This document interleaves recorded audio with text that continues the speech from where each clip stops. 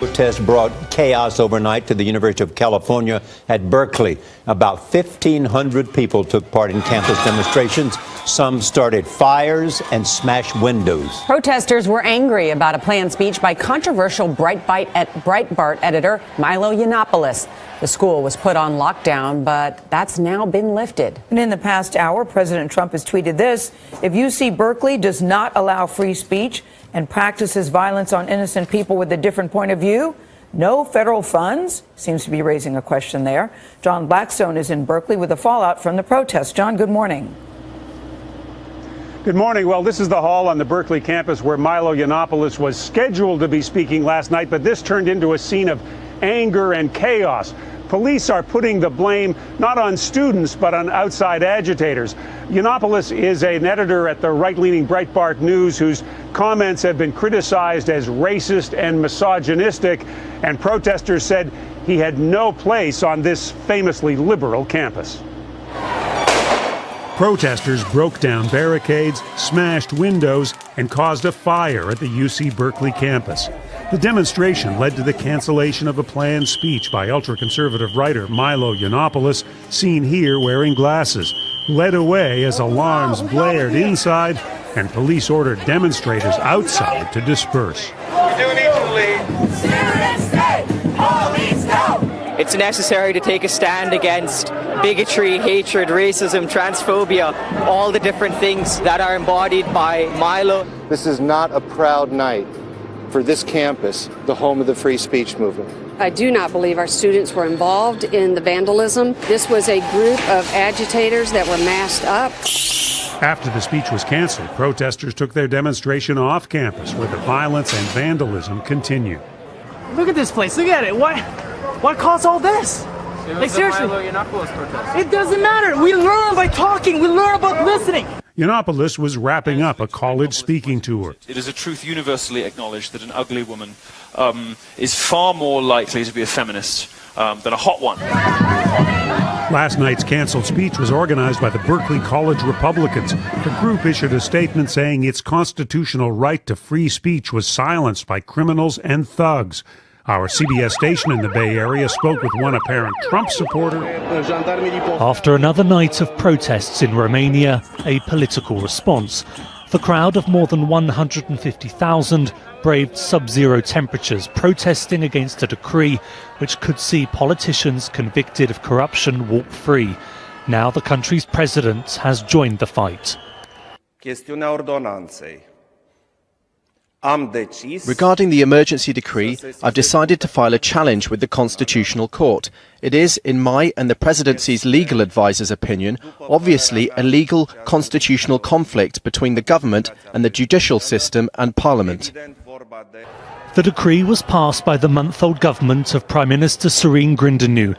It decriminalises misconduct in office if the sums involved are less than $48,000. Opponents see it as the biggest U-turn on anti-corruption reforms since Romania joined the European Union 10 years ago. Romanians are very proud about the fact that they have succeeded with this anti-corruption battle. They have managed to transform the country from being a corrupt, a sort of backwater which was often facing a lot of prejudice in Europe, to a country which is a model nation for anti-corruption within the region. And they're very proud of that brand and they want to preserve it. These protests are the biggest seen in Romania since the fall of communism. We came to protect our country against criminals who tried to dismiss the rule of law in Romania, to protect our rights and interests, not theirs. The decree will come into force in little over a week unless the Constitutional Court rules against it. Opponents have promised to continue marching to stop what they call a blow against democracy. Duncan Golestani, Al Jazeera. And Ross, to go back to 9/11, to the Boston bombings, to San Bernardino, asking where did those terrorists come from? And if there's going to be a ban in this country, why weren't those countries included? Here's our chief investigative correspondent, Brian Ross. President Trump's ban somehow misses the very countries that have produced the terrorists responsible for the deadliest U.S. attacks. None of those killers came from any of the 7 countries on his list: Libya, Sudan, Syria, Iraq, Iran, Yemen, and Somalia. The 9/11 hijackers came from Saudi Arabia, Egypt, Lebanon, and the United Arab Emirates, none of them on the list. The wife in the San Bernardino terror couple came from Pakistan, not on the list. The husband, American-born. The Boston bombing brothers came from the Russian Republic of Dagestan, also not on the list. David Muir asked the president about the missing countries last week. Let me ask you about some of the countries that won't be on the list. Afghanistan, Pakistan, Saudi Arabia. You're going to see. You're going to see. We're going to have extreme vetting in all cases. And I mean extreme. And we're not letting people in if we think there's even a little chance of some problem. The White House today said other countries could be added if necessary. It's a 90-day review period. And if you've got other countries, please let us know. Refugees from Somalia, which is on the list, were involved in 2 terror attacks last year at a Minnesota mall and at Ohio State University, but in each case, only the attacker died. The president's supporters also point to how the Obama administration drastically curtailed the flow of refugees from Iraq for 6 months in 2011. That came after the FBI discovered 2 Iraqi refugees connected to al-Qaeda had made it into the U.S. and were plotting attacks from their new home in Kentucky. And Brian Ross is right here with us tonight. And Brian, back to that question we asked the president just last week. Why were countries like Saudi Arabia, Afghanistan, and Pakistan not included on this ban? Well, David, there's still been no cogent answer from the White House, but we do know the military believes the 7 countries on the list are among the places. We have more on that escalating violence in Ukraine. Here's our foreign correspondent, Holly Williams. On Ukraine's frozen battlefield, government forces and separatists are fighting once again. In the town of Avdiivka, they've had no electricity and hardly any heating for days. Soviet-era rockets are killing civilians. With the US backing Ukraine's government and Russia supporting the separatists, this war has claimed nearly 10,000 lives since it began in 2014. Both sides blame each other for the latest upsurge in violence.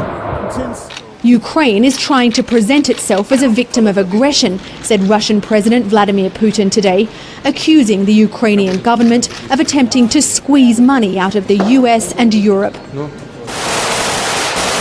But the latest violence could also be Russia testing the new administration in Washington and an American president who says he wants a better relationship with Moscow. The conflict started when protesters ousted President Viktor Yanukovych, who had close ties with Moscow. And Russia sent in troops to seize the Crimean Peninsula. We watched as eastern Ukraine lurched into chaos. Can you tell me, are you Ukrainian or are you Russian? 3 years later, Ukrainians are still dying, fighting over whether their future lies with Russia or the West. Senator John McCain urged President Trump in a letter today to arm Ukrainian government forces, saying, Scott, that Russia is testing the president and is trying to destabilize and dismember Ukraine.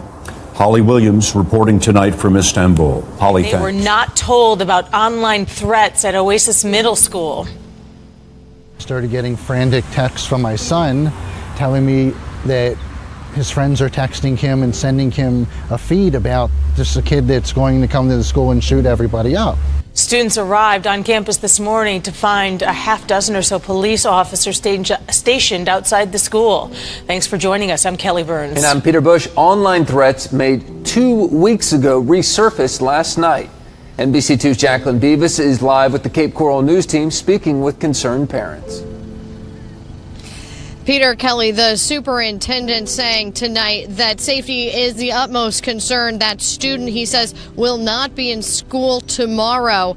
But he also notes that the charter school system and the police department felt that safety was not a problem today. They were safe enough to continue a normal school day. Parents, on the other hand, feeling very differently, wishing they knew more before they brought their students to school.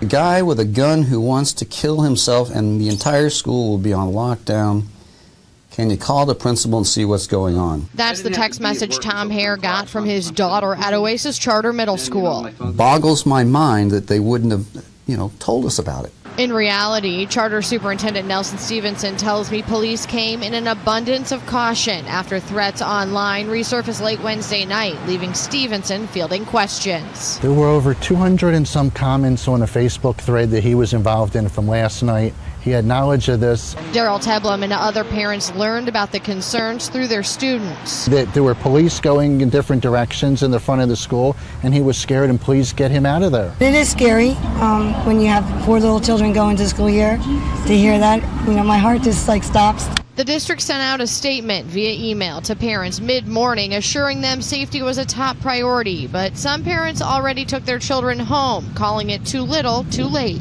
I feel that our superintendent failed us. He failed to do his duty as the leader of the school system. Others hope the charter system learns something from what they call a misstep. I know that nothing happened, but the point is they need to be forthright with people and tell them, exactly what's going on.